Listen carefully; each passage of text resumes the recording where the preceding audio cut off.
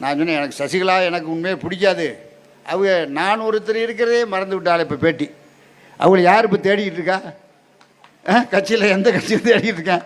பெண்களும் தேடுற நான் ஒருத்தன் இருப்பதே மறந்து விட்டார்களே அப்படிங்க. நீங்கள் கட்சியில் இருங்க, இல்லாமல் போங்க.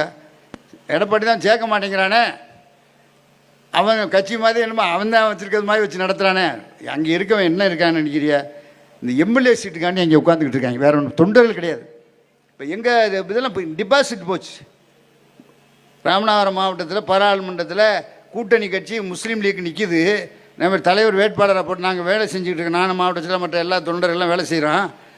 ஆனால் டெபாசிட் போச்சு ஏடிஎம்கே ஓபிஎஸ் வந்தார், என்னென்னும் பண்ணி பார்த்தார் ஜாதி. நான் அவர்கிட்ட கேட்டேன், இந்த இங்கே வந்தார் இந்த மதுரை ஏர்போர்ட்டுக்கு, நீ என்ன செஞ்சு 25 வருஷமாக அந்த சமுதாய மக்களுக்கு என்ன ஏன் ஒதுக்கி நிற்கிறிய? ஏன் தேவையில்லாத குழப்பம் தானே.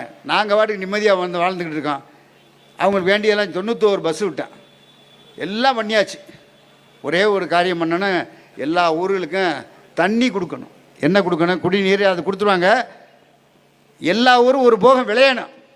அதுக்கு எல்லா கம்மாய்க்கும் ஒரு போகம் விளையிறதுக்கு தண்ணி கொடுக்கணும். அது ஒன்று தான் பாக்கி. அதை அடுத்த பிறகு செஞ்சுருவோம்.